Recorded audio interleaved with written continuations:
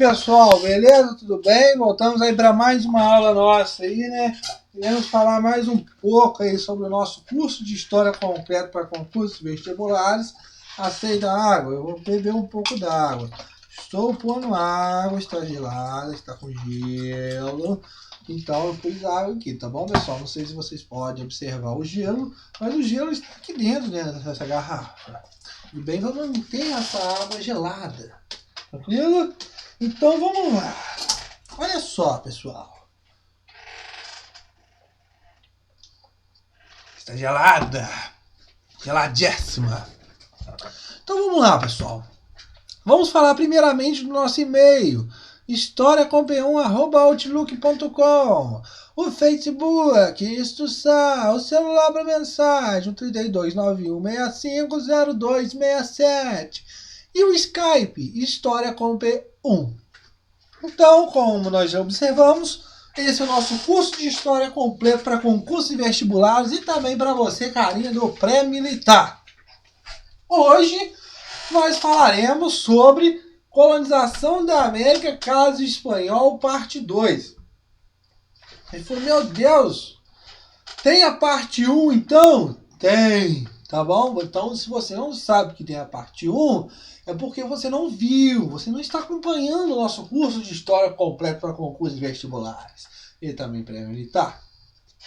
Eu estou fazendo este curso numa determinada sequência para que você possa entender direitinho tudo que está acontecendo, os temas ligados mais ou menos, né? Porque há uma complexidade muito nesse caso de você relacionar esses temas, mas nós estamos tentando ao máximo trazer para você aqui o mais possível, né? Para que você possa entender o que está acontecendo na história. Então nós temos a parte 1 sim, temos sim. Tudo bem? E se você não sabe, nós estamos falando sobre colonização da América, caso espanhol. É isso aí. Então, nós iremos falar sobre isso, caso espanhol. Olha aqui o cara aqui conversando com o índio aqui, tudo bem? Se eu não me engano, esse cara aqui é o Cristóvão Colombo, se eu não me engano. Tudo bem? Vamos passar para o nosso próximo slide. Colonização. Eu sei que você vai falar de colonização, meu filho. Você já está falando lá atrás, colonização da América, caso espanhol, parte 2. Tá bom. Meu Deus, vamos ter uma conversa aqui na moral. Você é um cara muito estressado, você está muito estressado. Calma, calma, você é uma pessoa muito ansiosa. Fique calmo, tá? Esse estresse não vai te levar em nada. Relaxe, tudo bem?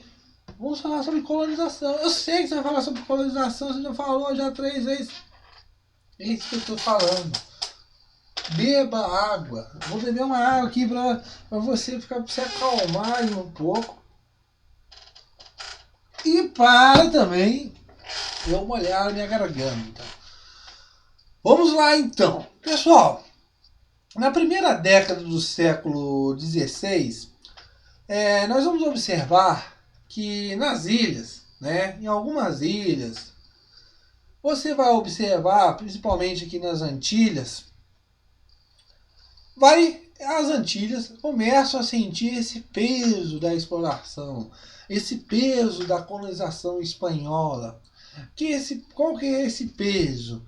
Ou seja, os recursos, os matérias, os metais preciosos estão ficando escassos, a população está diminuindo. Então você observa que as Antilhas estão sentindo esse poder, né? Essa sugação, né? Esse pessoal sanguessuga, né? Dos espanhóis. E o que acontece? Em várias ilhas, nós vamos observar o que? O vazio demográfico. Ou seja, o vazio demográfico vai levar ao que? O abandono dessas ilhas, né?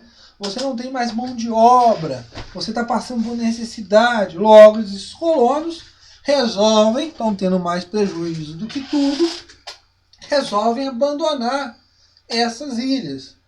Depois de algum tempo, essas ilhas vão ser tomadas por outros países. Quem? França, Inglaterra, Países Baixos, tudo mais. Tranquilo? E o que leva a isso tudo então? Você vai observar que com essa crise, vamos dizer assim, vai levar você a explorar mais terras, a descobrir outras terras, novas terras, para suprir esse peso dessa exploração, porque o negócio está dando mais prejuízo do que tudo. E para suprir também a demanda do mercado espanhol e também do mercado europeu. Por quê?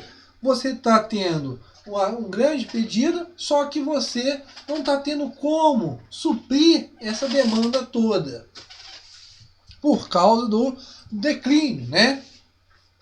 Você observa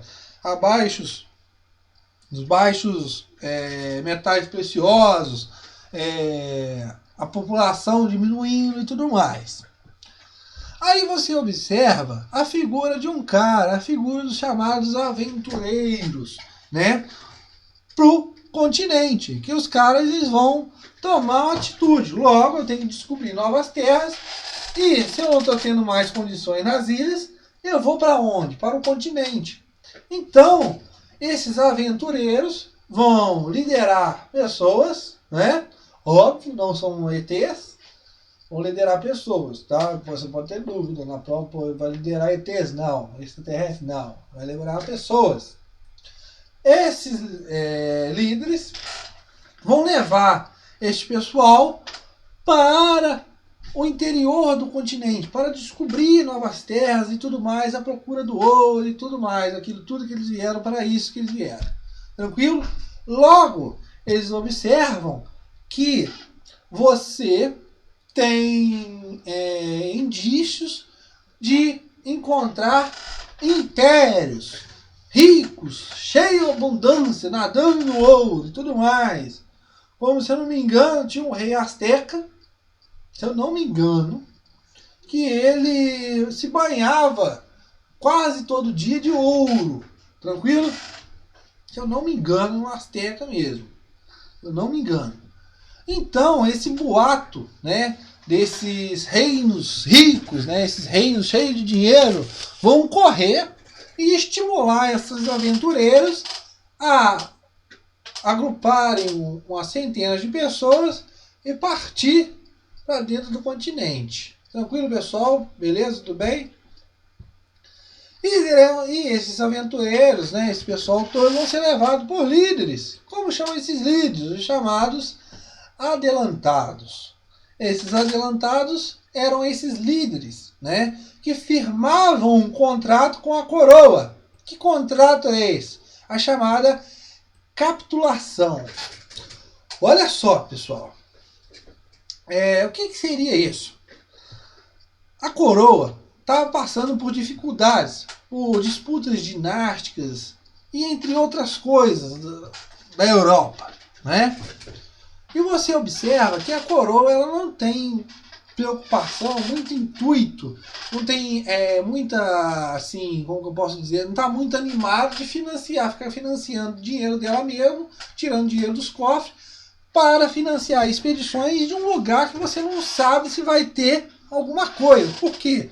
As primeiras conquistas já não deram tudo aquilo que eles achavam.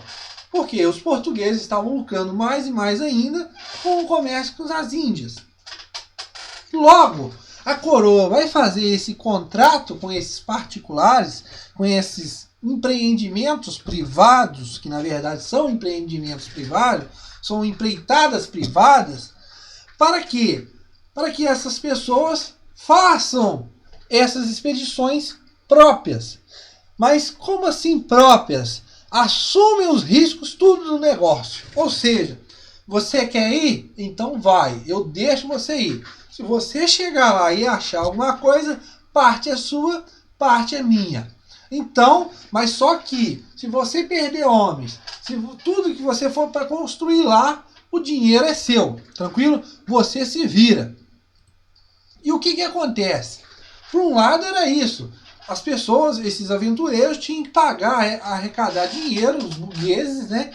para financiar suas próprias expedições, empreitadas mesmo privadas. E a outra parte do contrato, o que você achar, parte é minha, ou seja, o chamado quinto real. Tranquilo, pessoal? Só que o que irá acontecer? Já adiantando um pouco aqui, esses colonos vão começar a achar ouro, vão começar a extrair esse ouro, produzir, vão começar a escravizar esses índios, entre aspas, né? Fazer com que esses índios se submetam a trabalhos forçados e vão começar a ter autonomia.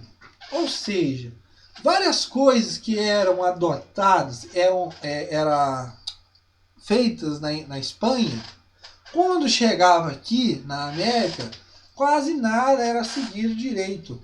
Eles não tinham muito controle. Os colonos estavam começando a ganhar autonomia. E a Espanha não quer que a colônia ganhe autonomia. Então, voltando aqui, nós vamos observar que esses aventureiros, esses adelantados, vão sair primeiramente das ilhas, Cuba e Las Espanholas, e depois, quando entrar dentro do continente, vão fixar cidades coloniais, as primeiras cidades coloniais no continente americano. Nós temos Panamá e, se não me engano, Santa Maria de la Antigua em 1509, Panamá em 1519. E dali dessas cidades vai ser um trampolim para ir para o norte e para o sul. Tranquilo, pessoal? Beleza? Tudo bem? Nós observamos aqui as primeiras cidades coloniais no continente, como eu já falei para você. Uma observação importantíssima para a sua prova, de muita importância mesmo. O relógio parou até de rodar, não sei porquê. Eu devo ter apertado aqui.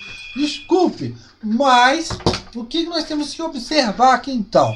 Agora eu não sei por que o relógio parou, tá bom? Então, desculpa se nossa aula estendeu um pouco a mais. Mas vamos observar aqui o que? A diferença entre colonização espanhola e a colonização portuguesa.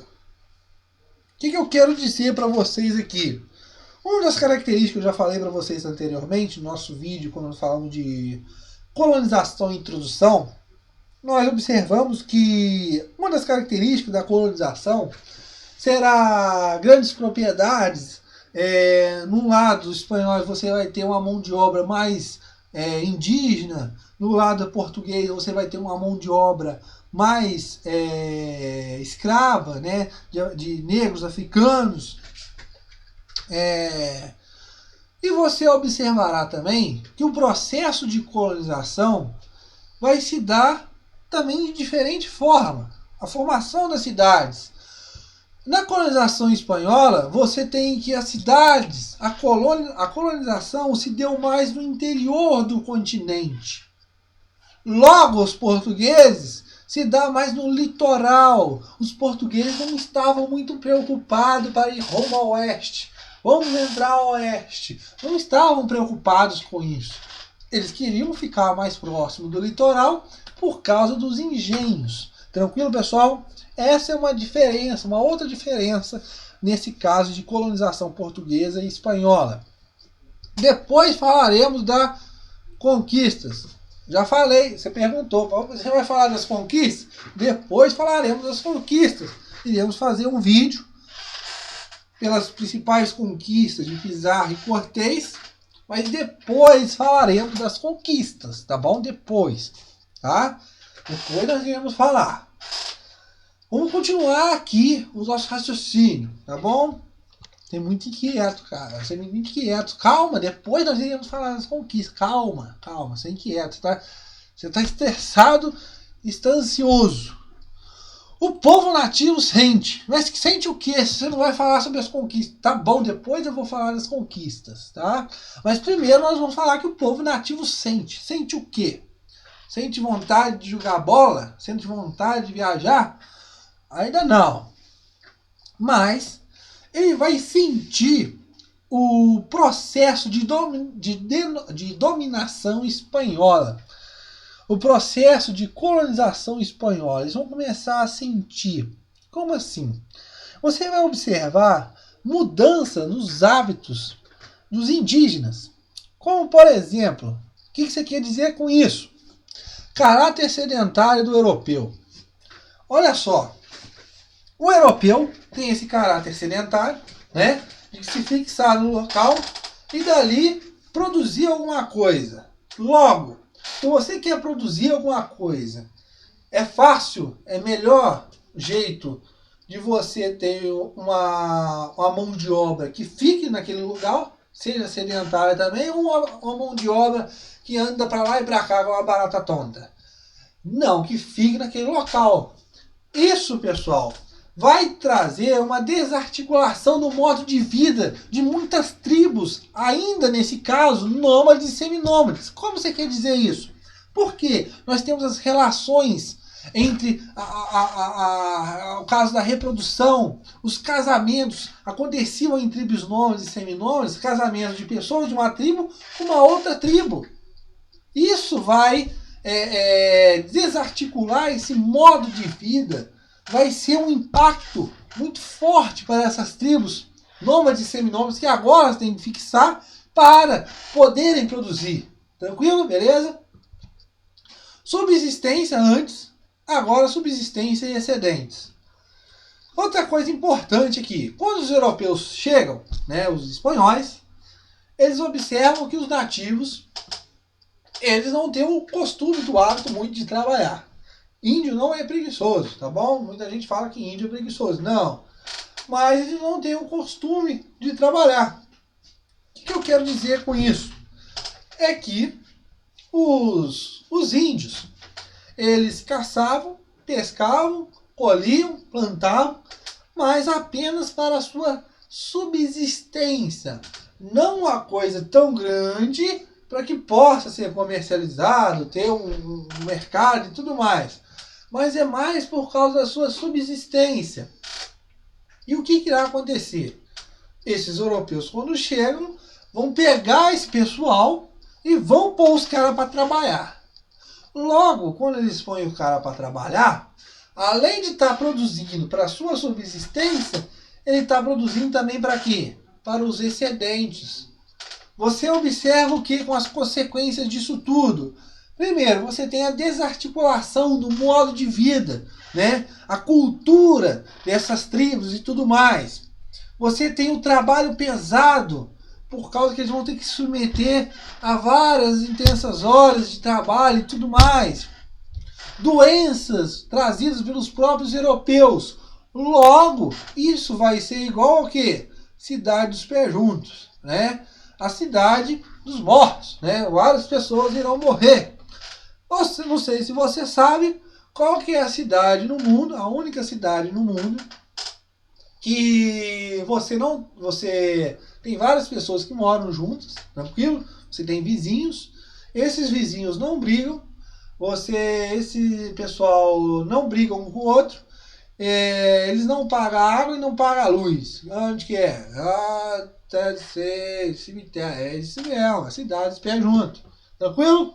Então, várias pessoas, vários nativos, por causa dessas consequências, irão morrer. Tranquilo, pessoal? Beleza? Tudo bem?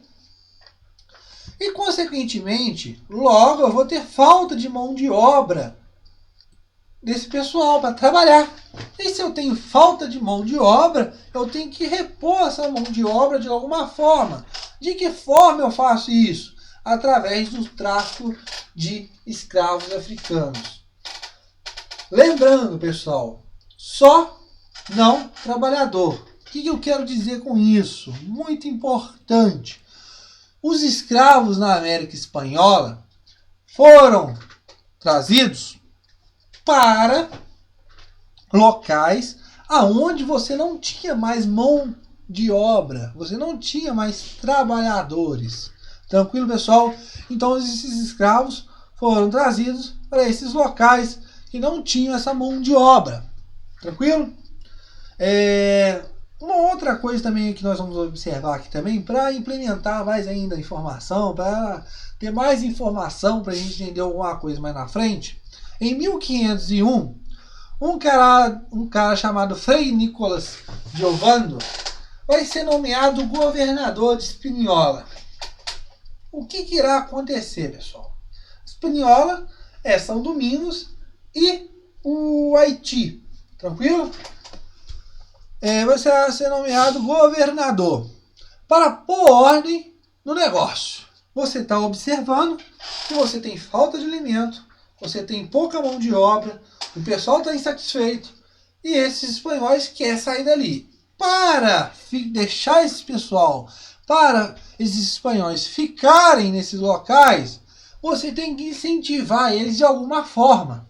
Qual que são essas formas? São recompensas. Serão dadas recompensas a esses espanhóis para que poderem ficar nesses locais tranquilo. Em 1503, a coroa vai observar essa proposta de Ovando e vai aprovar a proposta de Ovando. Tranquilo, pessoal? Vai ser elaborado um sistema de trabalho forçado e onde o governador pode distribuir essa mão de obra, o repartimento, né? O que seria esse sistema de trabalho forçado? A chamada encomienda, né? Encomienda, faltou o N ali. A encomienda. Olha só, o que vai acontecer? Ovando agora como governador, ele vai agora ser responsável por distribuir essa mão de obra dentro da América Espanhola. Onde estava faltando mão de obra, ele vai tirar de um local e levar para o outro. Logo, a coroa está dando um poder para Ovando. Tranquilo? Ela dá um favor para Ovando, só que ele quer algo em troca. A coroa quer algo em troca. Ou seja, que sejam dadas as obrigações para esses encomiendeiros. Quais seriam essas obrigações? Primeiro, você observa que esses encomiendeiros, eles têm que ter a obrigação de catequizar esses índios. Mas observando a ideia desses encomiendeiros, pessoal, você acha que eles tinham essa ideia de catequizar? Não, tudo bem.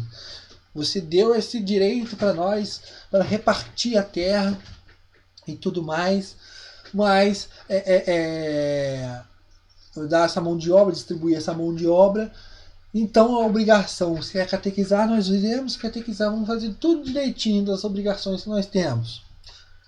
Claro que não, esses encomiendeiros não vão estar nem aí com esse troço de catequizar os índios.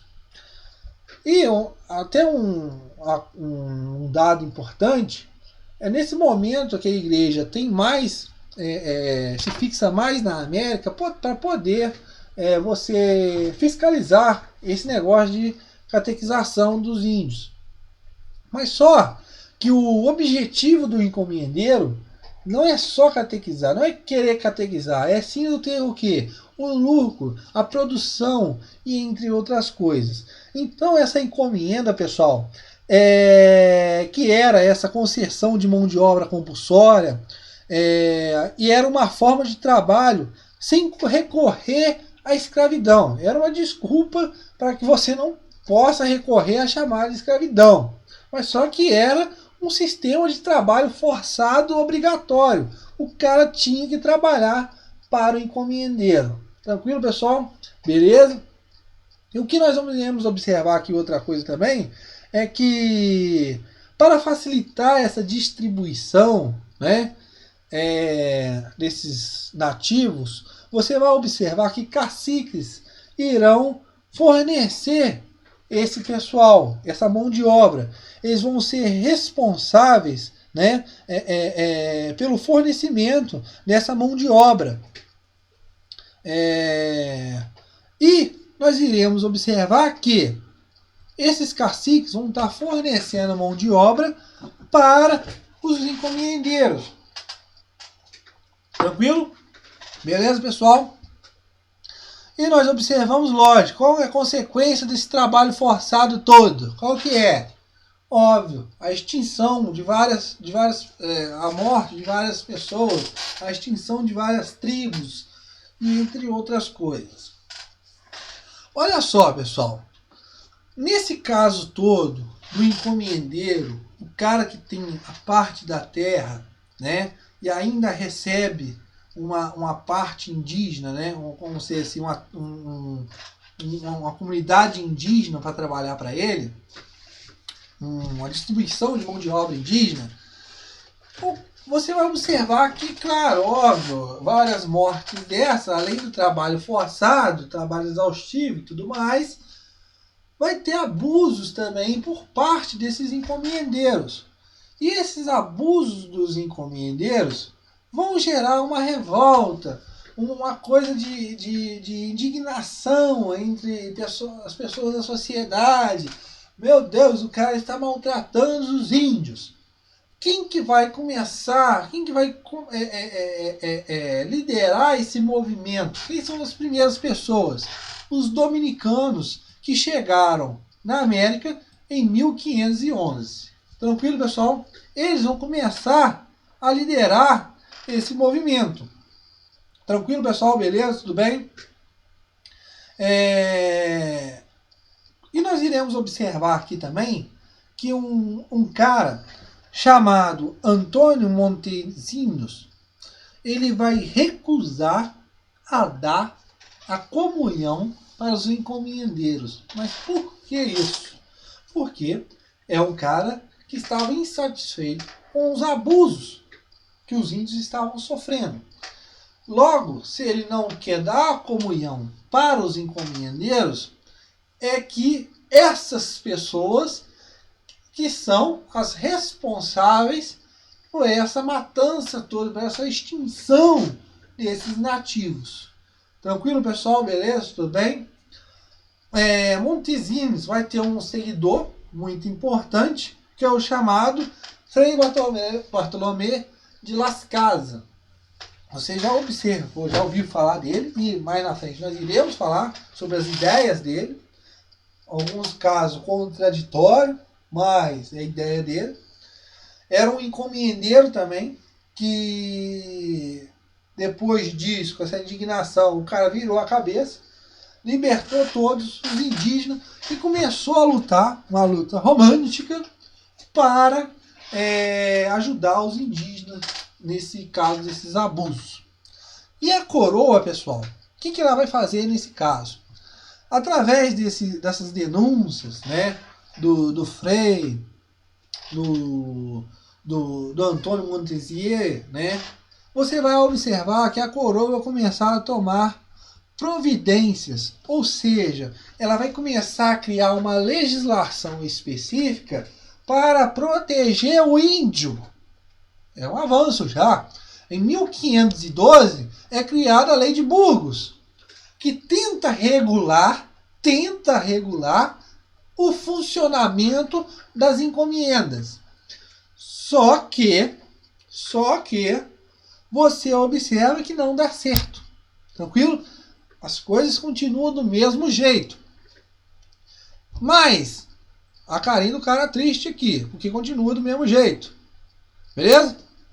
Mas em 1542, Carlos V promulga as chamadas leis novas. O que seriam as leis novas? As leis novas proíbem a escravidão indígena e retira as encomendas. Ou seja, ela acaba literalmente com essas encomendas.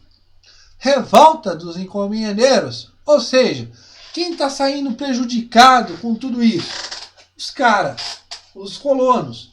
Logo, eles vão começar a revoltar contra a Espanha, né, contra a coroa. E vão ter lutas entre colonos contra soldados do vice-rei. Tranquilo? Tranquilo, pessoal? Beleza? Tudo bem? Você observa que depois desse fim da encomenda, vai surgir um negócio chamado de corregimento. que é o corregimento? É um tipo de freio, vou usar essa palavra aqui, freio para os colonos. Por quê, pessoal? Olha só, isso não foi feito por acaso. Óbvio que não. Você observa, a coroa observa que a colônia agora, que a América Espanhola, está começando a dar lucros. Você tá aparecendo o ouro agora, você está tendo essa expansão agora do ouro, porque a Espanha vai ser um dos principais países que vai distribuir esse ouro americano por toda a Europa. Então, o ouro está aparecendo, a coroa começa a crescer os olhos. Só que quem está no poder na colônia não é a coroa, né? Quem está no poder são quem? Os colonos, os encomendeiros. Por quê? Essas pessoas foram deixadas para lá para fazer o que bem entenderem, mas retribuir através do contrato partes para a coroa, sendo que várias coisas não aconteciam nesse contrato, não eram seguidas ao pé da letra. Logo, esses colonos eles vão começar a criar uma autonomia própria, tranquilo? E para segurar, para que não para que essa autonomia não supere os esperados, né? A coroa vai começar a tomar atitudes para pegar a rédea do poder de novo, da administração. Vai dividir a América Espanhola em 4 vice-reinos. Você vai observar que serão criadas câmaras municipais. Você vai observar que a casa de contratação, o Conselho das Índias vão começar agora a ter mais intensidade dentro da América Espanhola por um motivo único, de fiscalizar para que a coroa não seja passada para trás. Tranquilo, pessoal? Isso é um jeito de você frear essa autonomia dos colonos. Tranquilo? Então os encomendeiros vão ficar com a cara tristinha e a coroa vai ficar com a cara felizinha. Por quê? O ouro, a prata está surgindo, né? Está brotando da terra e tudo mais. O pessoal, a coroa, tá igual um mosquito sobre um cubo de uma taça de açúcar. O cara fica doido, né? E nós observamos nesse caso a coroa tomando agora, recuperando as rédeas do controle da América Espanhola. Você observa que é o fim dessa segunda fase colonial. Iremos entrar numa nova fase colonial, aonde a coroa espanhola agora tem o poder, está dominando agora. Na nossa próxima aula falaremos sobre esses mecanismos, né? Esse aparelho estatal que a coroa vai formar para pôr ordem na casa. Tranquilo, pessoal? Então, na nossa próxima aula, não esqueça, estaremos falando sobre colonização da América, caso espanhol, parte 3.